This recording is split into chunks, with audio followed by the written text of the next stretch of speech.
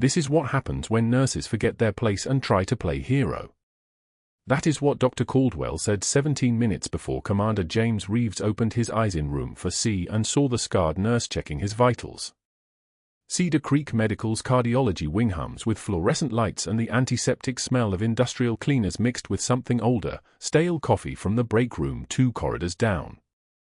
Elena Martinez moves through the overnight shift like a ghost, silent footsteps on polished linoleum, methodical charting at the station where the monitors cast blue shadows across her face.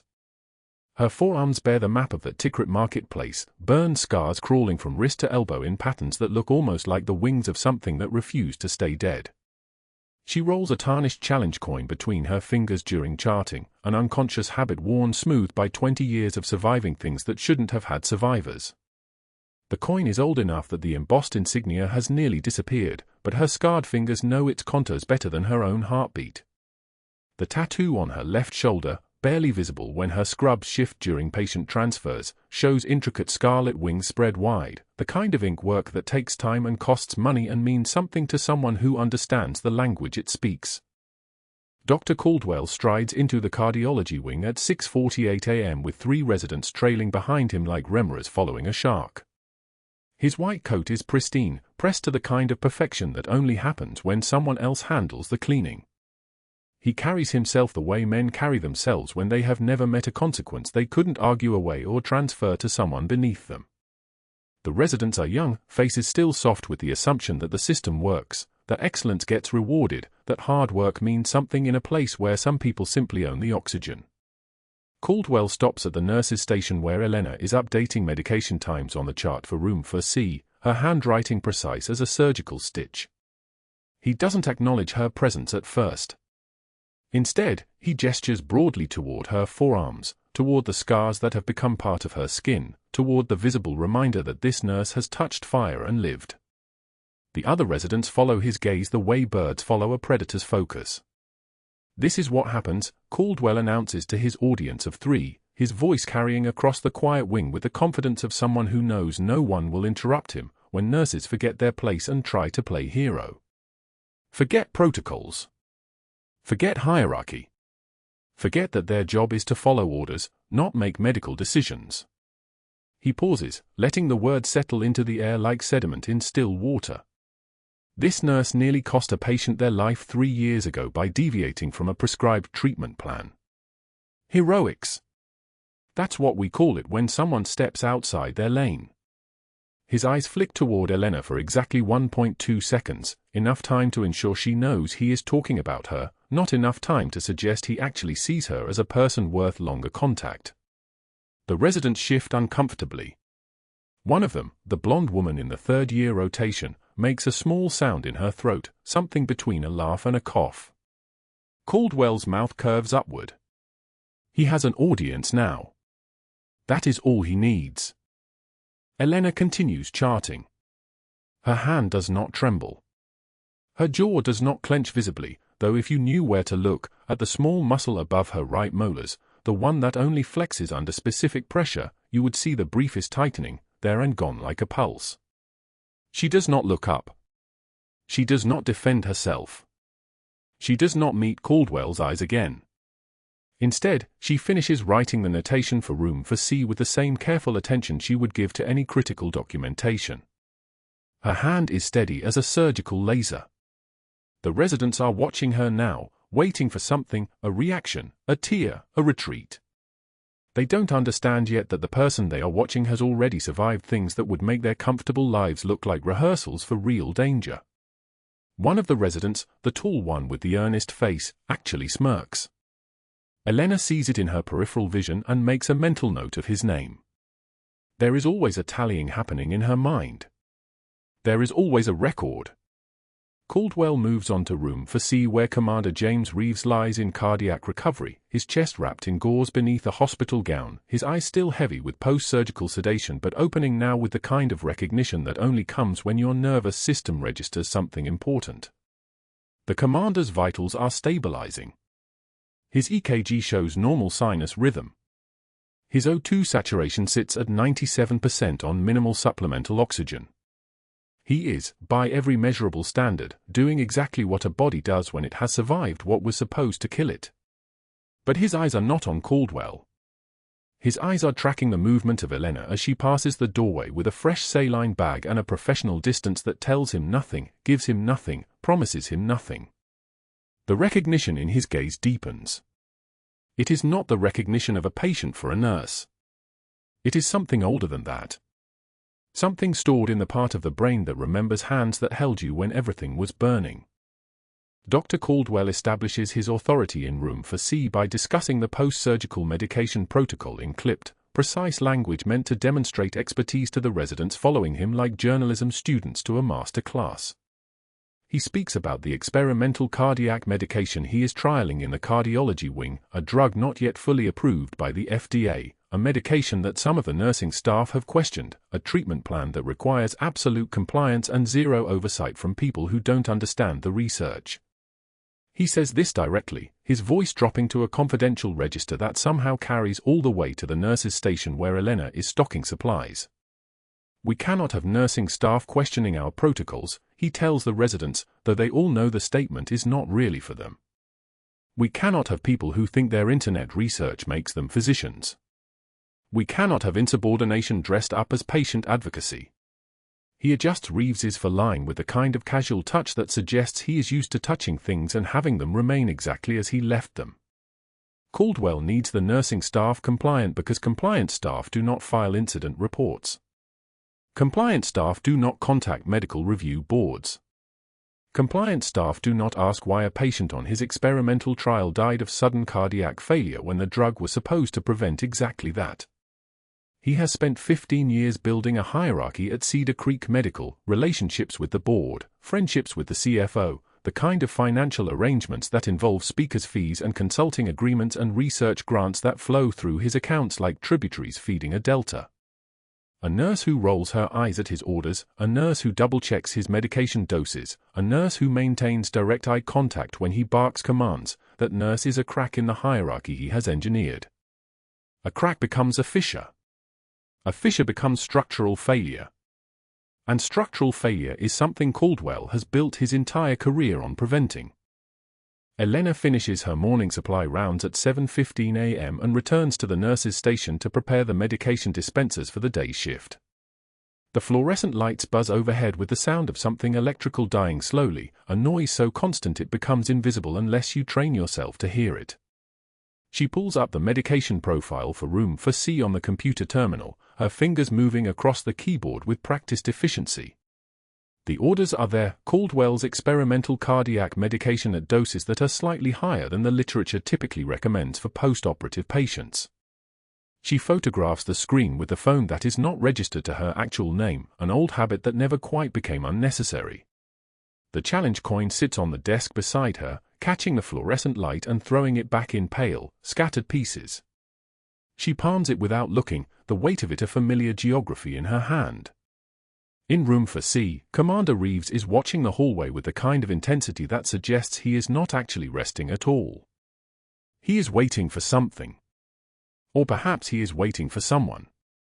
He is waiting for the nurse with the scarlet wings tattooed on her shoulder to come back and confirm that the dream of burning markets and small hands holding larger hands and promises whispered in Arabic has some connection to reality that extends beyond the territory of his own ravaged memory. But that wasn't the worst part. The worst part was that Caldwell knew Elena was watching. The worst part was that he had already decided what to do about it. The vending machine hummed its mechanical monotone as Elena's fingers found the coffee button, B7, black, no sugar. Two surgical nurses stood 3 feet behind her, their voices pitched low enough they thought she couldn't hear them. They were wrong about a lot of things. Did you see that tattoo during the code yesterday? The first nurse's voice carried that particular pitch of mockery that came from people who'd never had to choose between themselves and a child bleeding in a marketplace. Some wannabe badass angel wings thing. Probably got it at a strip mall for $40. The second nurse laughed, a sound like ice cracking. Overnight shift trash thinking she's special. I saw her flexing it on purpose when she was adjusting the monitor. Like we'd be impressed. The coffee dropped into the dispenser with a soft thud. Elena reached for the cup, her movements precise as a surgical tray being arranged. Her left forearm caught the fluorescent light as she turned, the scarred skin there from wrist to elbow, white and pink in a topography of survival that told more truth than she'd ever spoken aloud. The burn marks were old, nearly 20 years old, from a day in Tikrit when a marketplace had erupted and she'd made a choice that cost her half the nerve endings in her dominant arm. She didn't look at the nurses. Her face was carved from something harder than stone. It was the kind of calm that comes from having already survived the worst. She walked past them without acknowledgement, without a single break in her breathing, and the silence that followed tasted like copper and regret. The second-floor medication room smelled like antiseptic and the faint metallic tang of 4 bags stacked in the cabinet. At 1900 hours, Elena was updating the medication log for Commander Reeves when Dr. Caldwell appeared in the doorway. He didn't knock. His white coat was pristine, his tie Windsor knotted with the precision of a man who believed perfection was obedience. Behind him, the hospital corridor stretched away like a throat.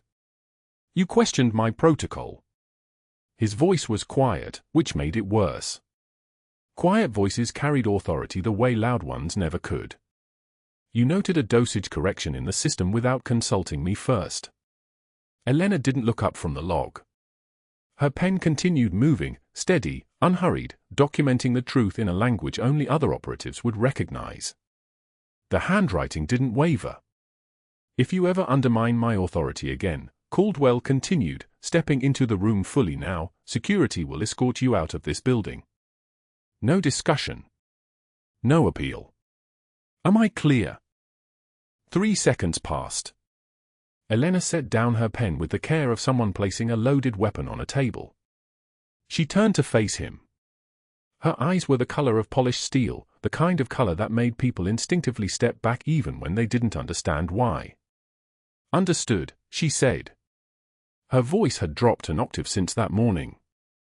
It carried the weight of command now, barely restrained, like someone holding back a closing fist. "It won't happen again." She nodded once. Not a nervous gesture. Not a submission. A confirmation. The kind of nod that military operators gave each other when operational parameters had been clearly communicated and accepted. Caldwell watched her for another moment, searching her face for something, fear, maybe, or resentment, something he could use as leverage. He found nothing. Her reflection in the glass medication cabinet beside her showed no tremor, no color rising in her cheeks, no moisture in her eyes. She looked like someone who'd already made peace with the worst possible outcome. He left.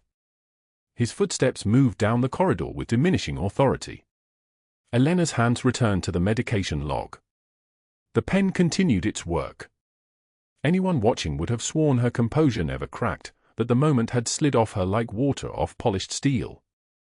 But in the medication cabinet's glass reflection, if you looked closely enough, you would have seen her jaw clench once. Just once. The kind of tension that comes from restraint rather than fear, the trembling of someone holding back something vast and dangerous, something that had been trained and retrained and locked away behind 17 years of military discipline and 3 years of operational cover that required her to be invisible. The evening dissolved into the night shift's rhythm. Elena moved through the corridors of Cedar Creek Medical like a ghost, checking vitals, updating charts, maintaining the facade that had kept her alive in theater and kept her embedded here in Philadelphia for the past 6 months. The challenge coin in her pocket, tarnished now, worn smooth from 2 decades of fingers passing over it, pressed against her ribs like a heartbeat. At 23:15, Elena reviewed Commander Reeves's chart. His post-surgical recovery had slowed. The inflammation markers were elevated again, CRP at 12.4, higher than yesterday. His heart rate had climbed to 98 at rest. Temperature at 101.2. The pattern was wrong. The pattern had been right for 3 other SEAL operators who'd passed through this hospital's cardiology wing in the past 4 years, and 2 of them were buried in Arlington Cemetery now. Naval intelligence had embedded her here to document it. To prove what Caldwell was doing with his off-label medication trials, the trials that required nursing staff who didn't ask questions, who didn't validate orders, who simply complied. For patients dead. 3 operators from JSOC, 1 civilian contractor. All post-surgical complications. All documented as natural mortality. All occurring exactly 14 days after Caldwell's experimental protocol was administered. Elena had been documenting everything in coded patient notes that would never appear in official records. The dosage irregularities. The consent form signed without proper disclosure. The patient outcomes that didn't match the official report submitted to the FDA. 6 months of reconnaissance, and she finally had enough to present to the Naval Criminal Investigative Service. Commander Reeves had been her deadline, the operation's final target patient, the one who would either confirm the pattern or break it. What she hadn't anticipated was that she'd recognize him. At 0015, Elena's phone vibrated as she checked the monitors in the cardiac care unit. A text from her NCIS handler, authorization to extract. Timeline accelerated. Confirm readiness. She was typing her response, affirmative, when the vital signs monitors shrieked. Bed 412. Commander Reeves. Elena ran. His eyes were open, unfocused, jaw working like he was gasping for air that wouldn't come. His neck vein stood out in dark cords against his throat. The oxygen saturation on the monitor read 87 and dropping. His blood pressure was 68 systolic, collapsing like a building with its foundation removed. Cardiac tamponade. Fluid in the pericardium, crushing the heart like a fist closing around a bird. Code blue, cardiac care, Elena called into the overhead intercom, already moving toward the crash cart. 412, acute cardiac tamponade. Pericardiocentesis kit. Now. The overnight attending was dealing with a hemorrhagic stroke in the ER, 5 floors away, 45 seconds minimum. The intern, Marcus, 26, fresh out of medical school, eyes wide as dinner plates when emergencies turned real, arrived at her shoulder. What do you need? His voice cracked. 18-gauge needle. Pericardiocentesis kit from trauma supplies. And stop standing there. Elena's voice came out like a command from someone used to being obeyed in situations where hesitation cost lives. I need the echo machine in here in 90 seconds. Marcus moved. The difference between survival and death in cardiac tamponade was measured in single minutes. The fluid had to be drained. The heart had to be decompressed. Everything after that was triage and documentation. Elena's hands moved on their own, muscle memory from 2 decades of medicine in circumstances that had nothing to do with civilian hospitals. She found the angle, the entry point at the xiphoid process, the direction toward his right shoulder. The needle was smooth against her palm, familiar as a weapon because in this moment it was one. Commander Reeves's oxygen saturation read 81. Draw, Elena said, and Marcus pulled the syringe plunger back, and nothing happened. And then something happened, and dark fluid, blood mixed with serous fluid, filled the chamber like water draining from a dying engine. The monitor's rhythm steadied. Not normal yet, but stabilizing. The blood pressure crept upward, 72. 75, 78. Stay with me, Commander, Elena whispered, though she knew he couldn't hear her, though she knew from the moment she'd recognized him 6 months ago that this moment was inevitable. But that wasn't the worst part.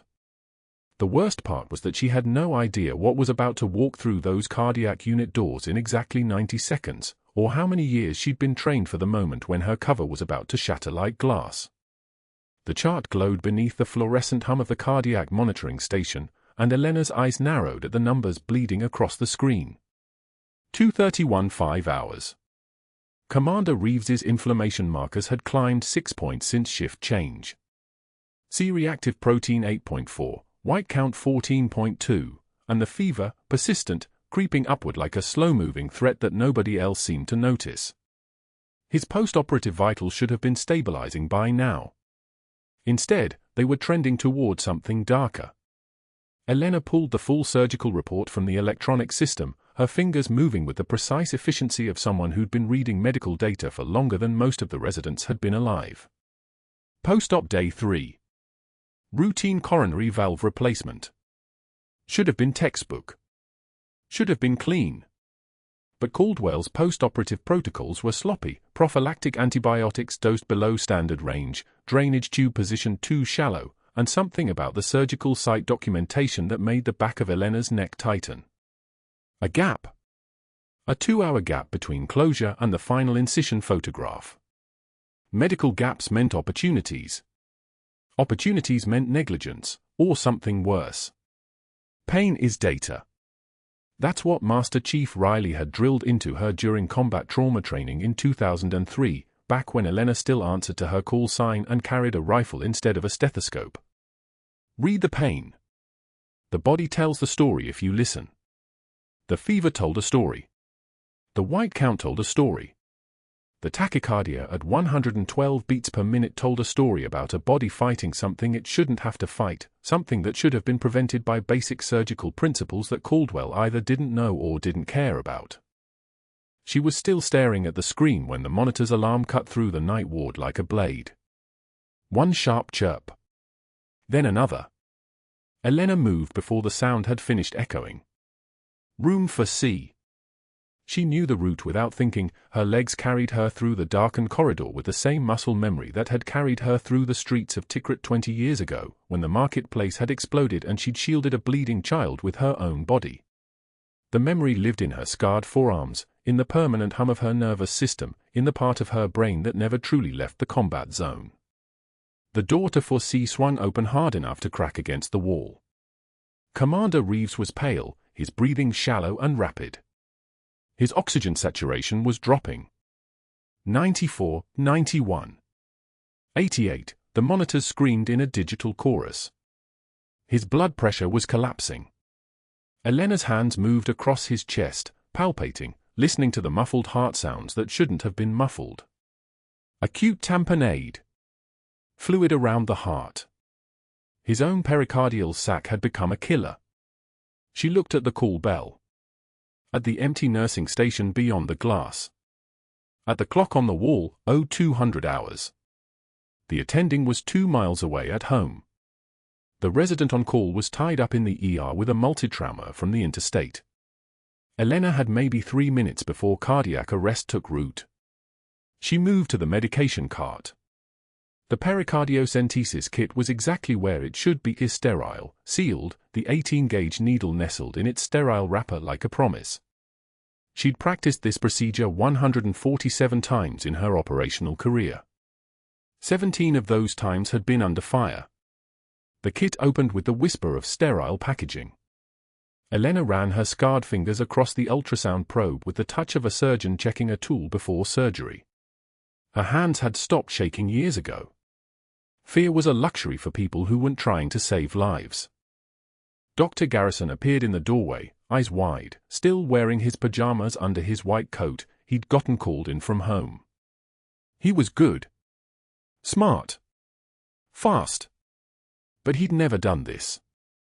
Elena could see it in the way his hands trembled. Subxiphoid approach, Elena said, her voice dropping into the register she used when she was operating. Command calm. The kind of calm that came from having already survived the worst the world could offer. 45-degree angle toward the left shoulder. I'm placing the ultrasound probe now.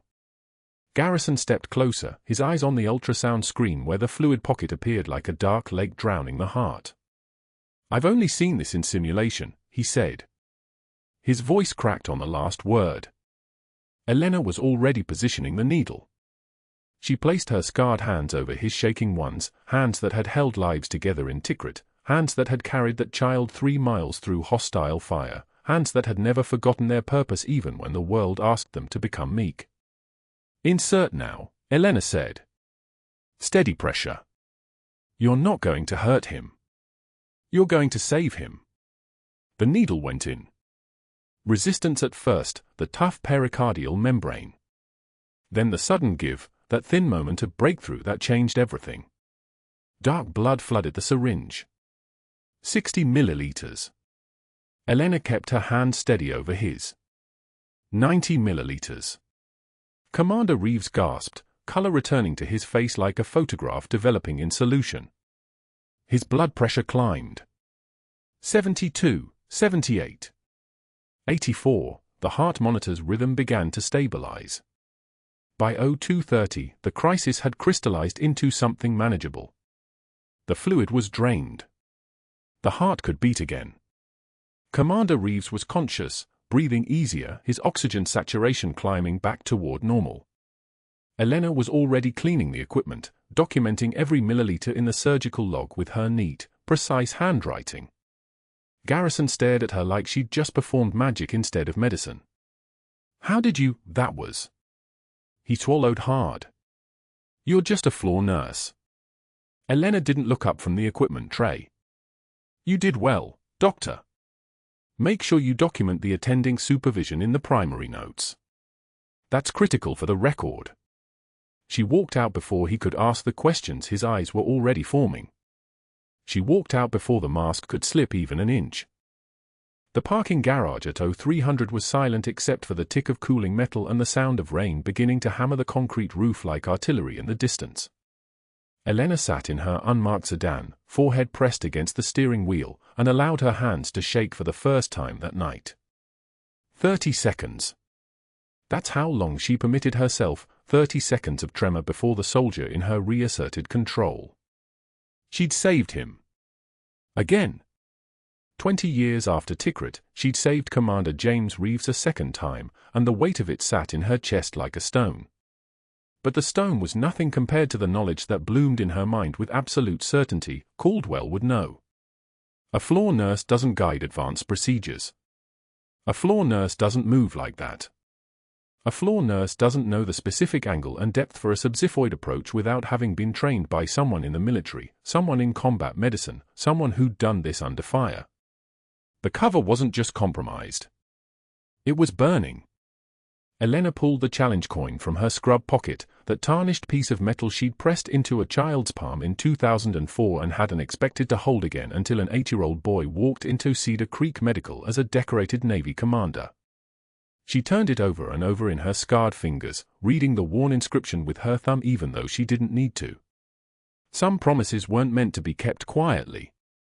At Cedar Creek Medical, Dr. Caldwell arrived back from his Miami conference at 06:45, his suit still holding the wrinkles of the airplane, his mind already calculating the next trial cohort for his experimental cardiology protocol. The morning briefing stopped him cold. Overnight. Post-operative patient. Cardiac tamponade. Emergency pericardiocentesis performed by nursing staff without attending supervision. He read the report 3 times. His face went white. Then red. His hand reached for his phone, and the sound of his voice when it came out was something that should have warned people. Something ancient and predatory waking up. His fraternity brother answered on the second ring, James Hayes, sitting on the Cedar Creek board for 11 years. "We have a problem," Caldwell said. One of the nursing staff performed an advanced invasive procedure without authorization. "I need her employment file flagged immediately. And I need to know who authorized her nursing license." The second call went to the Veterans Administration Hospital in Pittsburgh. The third call went to a private investigation firm that specialized in credential verification. By 0800, Caldwell had filed a formal complaint with Human Resources, each word chosen with surgical precision: unauthorized advanced procedure, suspicious employment gaps, inability to verify credentials, potential fraud in her application materials.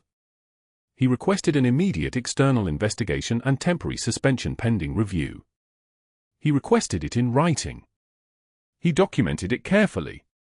He did everything by the book because the book was his weapon and he knew how to use it.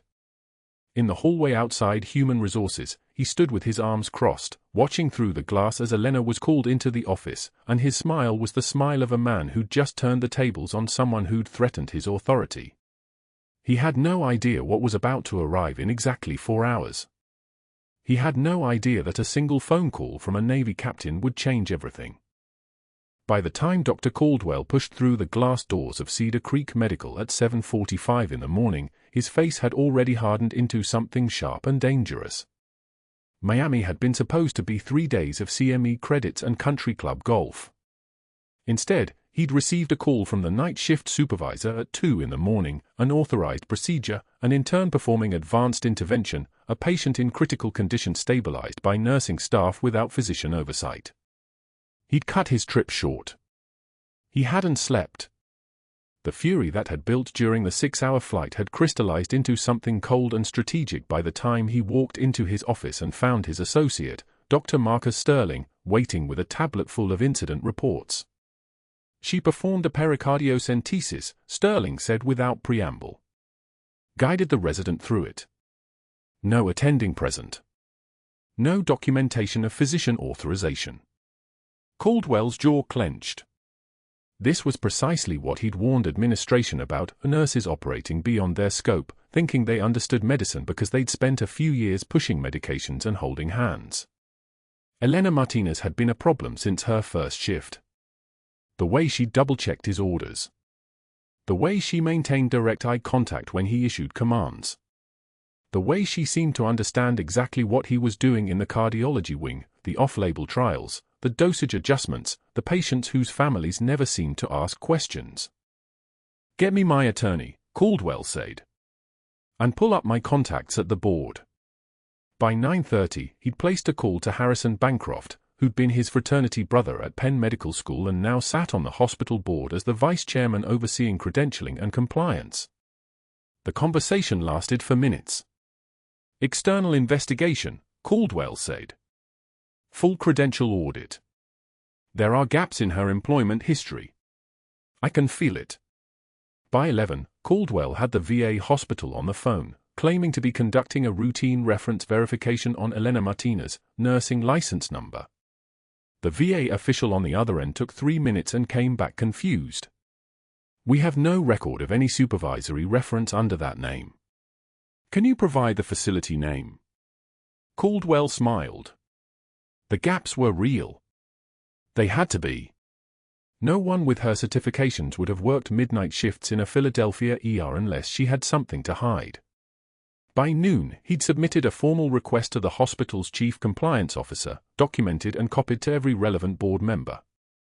The language was precise, clinical, devastating. "I am formally requesting an external investigation into potential scope of practice violations by Elena Martinez, RN, including unauthorized advanced procedures performed without physician oversight or documentation, combined with significant gaps in employment verification and credential authentication that raise serious questions about her professional history and institutional fitness." The complaint sat in the hospital's system like a bomb with a timer. Elena sat across from Karen Chen, the Director of Human Resources, and James Whitmore, the hospital's attorney, in a conference room on the 14th floor with no windows and walls the color of surrender. The fluorescent lights hummed their mechanical song. A folder sat open in front of them, her personnel file, her application materials, her credentialing paperwork. "We've been unable to verify several aspects of your employment history," Karen said, her voice careful and professional. "The VA hospital has no record of your supervisory reference. There are gaps in your timeline. And last night's procedure, the pericardiocentesis, that was significantly beyond your scope of practice as an RN, even in an emergency situation." Elena said nothing. Her face was stone.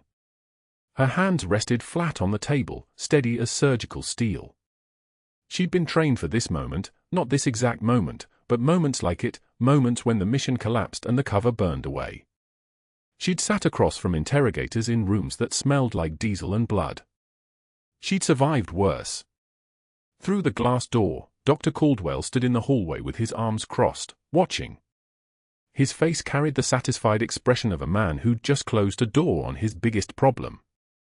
"Your employment is terminated effective immediately," Whitmore said, sliding a termination letter across the table. "You'll surrender your badge and hospital credentials at security. You have 15 minutes to collect personal items from your locker. Security will escort you. This is non-negotiable." Elena didn't read the letter. She looked at Karen, then at Whitmore, then back at Karen. Then she stood. "Understood," she said, and the word came out like the closing of a coffin lid. In the employee locker room on the 3rd floor, Elena changed out of her scrubs with the same methodical precision she applied to everything. The scrubs came off. Her regular clothes went on: dark jeans, black jacket, boots that had walked through Fallujah and Mosul and 100 places she'd never speak about. The tarnished challenge coin went into her pocket. She didn't look at it. She never looked at it in public. That was for the dark hours, for the 3 a.m. moments when she was alone with the weight of the promises she'd made and the ones she'd broken. She passed Dr. Caldwell on the way out. He stood near the nurse's station, and his eyes met hers for exactly 2 seconds. He smiled. It was the smile of someone who believed he'd won. Elena didn't acknowledge him. She didn't need to. Recognition would have required him to exist for her, and he was already becoming a ghost. The badge went into the slot at security. The guard, a middle-aged woman named Patricia who'd worked this desk for 8 years, looked uncomfortable. "I'm sorry," Patricia said quietly. "Don't be," Elena replied. It wasn't cruelty. It was fact. Patricia was not responsible for the machinery that had just ejected her. Patricia was just a small gear in a much larger mechanism. The glass doors of Cedar Creek Medical closed behind her at 12:47 in the afternoon. The Philadelphia sun was bright and indifferent. Cars moved along the street. People walked past with their phones and their coffees and their lives that continued forward regardless of whose career had just imploded. Elena's phone vibrated once in her pocket. Her naval intelligence handler. She didn't answer. The mission was over. 6 months of embedded work, gone. The evidence she'd gathered on Caldwell's medication trials, the dosage adjustments, the patients without family oversight, the lack of informed consent documentation, was locked in hospital servers she no longer had access to. The external investigators Caldwell had summoned would focus on her, not on him. They'd spend weeks trying to verify her employment history and find only holes. By the time anyone understood what had actually been happening in the cardiology wing, the paperwork would be shredded and the patients would be discharged. The mission had failed. At 3 in the morning, Elena sat alone in a diner called Murphy's on Lombard Street. The kind of place that never closed, where the coffee was perpetually hot and the waitress refilled cups without being asked, and the only other customer was a man at the counter who'd been there long enough that he might have become part of the furniture. The windows reflected the streetlights and the occasional passing car, but mostly they showed her own face staring back, hollow-eyed, scarred forearms visible where her jacket cuffs ended, the appearance of someone who'd been hollowed out and left to harden. She turned the challenge coin over and over in her fingers. It was tarnished silver, worn smooth by 2 decades of handling. On one side was a unit insignia, the cross trident of Naval Special Warfare Command. On the other was a date, March 14, 2004. 20 years ago, she'd pressed this coin into a small boy's palm in a marketplace in Tikrit while buildings burned and the sound of gunfire echoed off the ancient walls, and her own skin was melting and reforming in ways she'd never fully heal from. She'd knelt beside him, her hands covered in his blood and her blood and the blood of soldiers who weren't going to stand up again, and she'd whispered through the smoke and the pain, "You're going to be okay. You're going to grow up strong. You're going to be something remarkable." She'd kept that promise. The boy had become a commander in naval special warfare. He'd led men. He'd saved lives. He'd become exactly what she'd promised in that marketplace while the world burned around them. But tonight she'd failed to save him from a man like Dr. Caldwell. She'd failed to bring that man to justice. She'd failed to protect the 4 other patients whose deaths she suspected were connected to his experiments. She'd failed because she wasn't fast enough, wasn't careful enough, wasn't good enough to see around the corner of a man's ambition. The coffee went cold. Elena didn't move. She sat with the weight of the coin in her palm and the weight of the failure in her chest, and she waited for the phone to ring, for command to call her back in, for someone to tell her what happened next, because she was empty now, and that's what operatives did when they hit the ground. They waited for new orders. What she didn't know, what nobody in Cedar Creek Medical knew, what nobody in Philadelphia knew at that exact moment, was that the morning news broadcast was already being prepared. That a Navy captain in dress blues was already at the Pentagon reviewing files. That within 6 hours, every screen in that hospital would light up with her face and a rank and a list of medals that would change everything. That Dr. Caldwell would see that broadcast and understand, in the space of a single heartbeat, that he'd just made the worst mistake of his life. But at 3 in the morning on Lombard Street, Elena didn't know any of that yet. She only knew the coin. She only knew the cold coffee. She only knew the terrible mathematics of a mission that had run out of time. The morning news broadcast froze the Cedar Creek medical lobby mid-stride. The television mounted above the reception desk glowed with Elena's face, not a candid photograph, but her official dress uniform portrait, the one taken 13 years ago after her last commendation. The headline crawled below in white text, "Decorated Navy medic missing after whistleblower termination." Below that, a scrolling list of citations that made a cardiologist 3 steps away drop his tablet. Nobody moved. The fluorescent lights buzzed their mechanical song, indifferent to the moment. Then Commander James Reeves walked out of the cardiac recovery wing in a hospital gown that gaped open, his 4-pole trailing behind him like a companion he'd forgotten existed. His face was the color of old bone, 3 days post-operative, his heart still learning to beat without mechanical assistance. He stopped in the center of the lobby, his bare feet pale against the polished tile, and looked up at the screen showing Elena's photograph. His voice, when he spoke, cut through the silence like a blade through silk. Clear. Certain. Unmistakable. Scarlet Angel.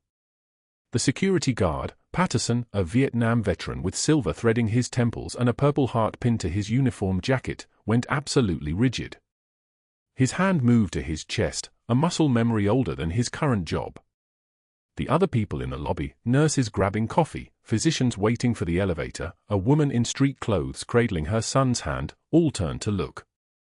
Patterson stepped forward, his voice steady but thick with something that might have been respect or might have been shock. He announced to everyone within 20 feet, his words formal as a flag ceremony, "Master Chief Petty Officer. Silver Star. 2 bronze stars with Vela device." The pause stretched long enough to hear the elevator cables moving in their shafts. Then the doors burst open.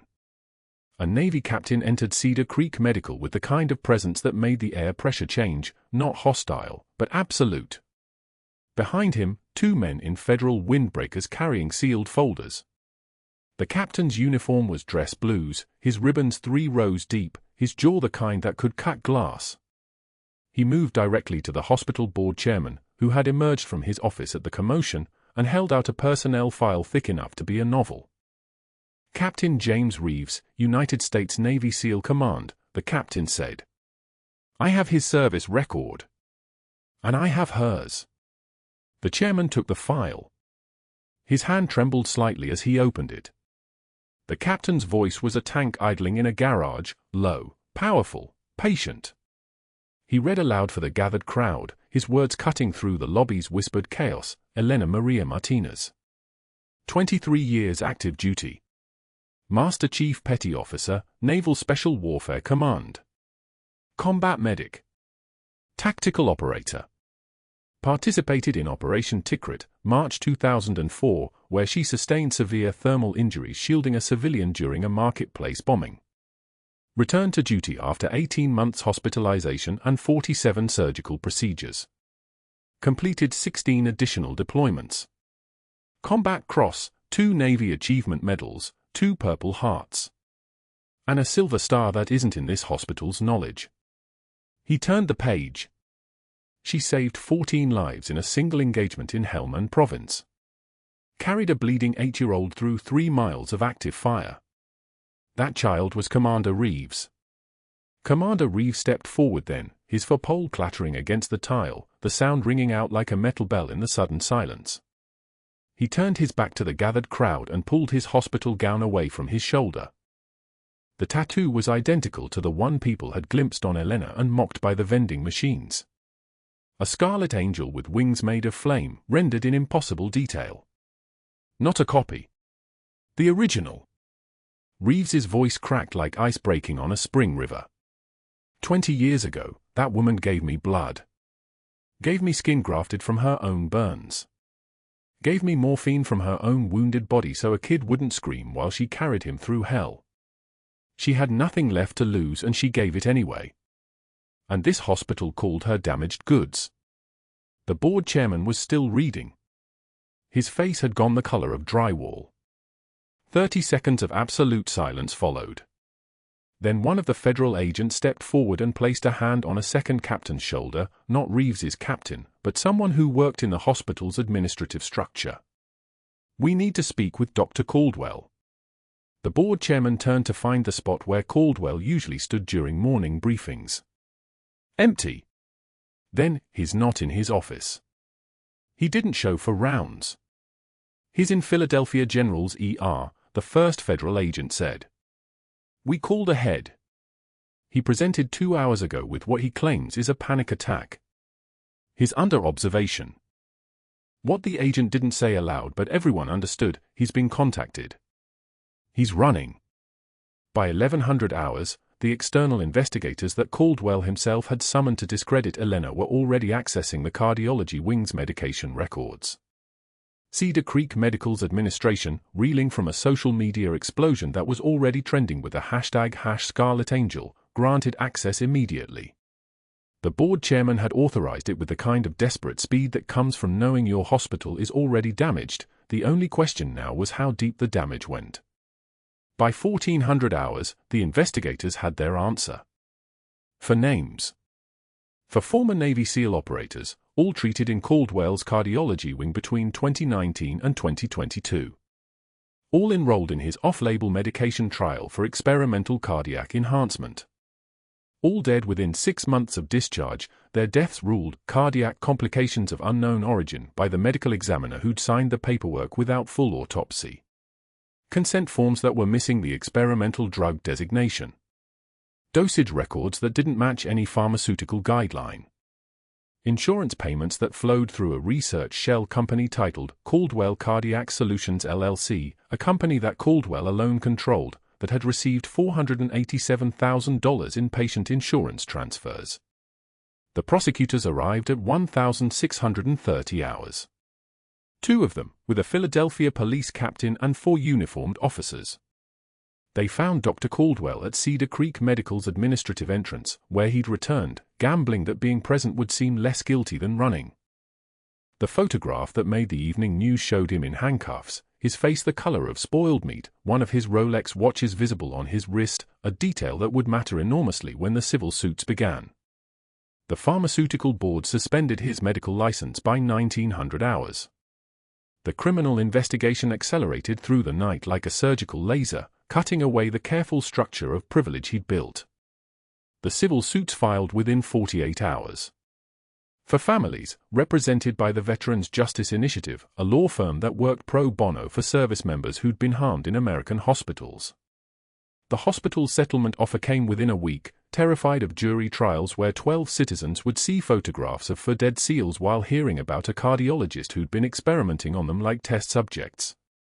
8 years federal prison. Full restitution. Permanent license revocation. Caldwell's attorney negotiated the plea deal in November. By December, his wife had filed for divorce. By January, his house was in foreclosure. By February, the medical community that had once deferred to him had closed all doors simultaneously, the kind of social erasure that happens when an institution decides you're more dangerous than useful. 6 months later. Elena walked past a strip mall in northeast Philadelphia, the kind of commercial corridor that collected the desperate and forgotten, a nail salon, a tax preparation office, a check-cashing storefront. Between the tax place and a shuttered laundromat sat a folding table and a hand-printed banner. Caldwell Insurance Services, Auto, Home, Life. Dr. Caldwell sat behind the table in a wrinkled polo shirt, the kind sold at big box stores for $12.99, his face unshaven, his eyes locked on his phone as if it might vibrate with news of a resurrection that would never come. No customers. No foot traffic. Just a man who'd once commanded rooms, now commanding nothing at all. Elena didn't break stride.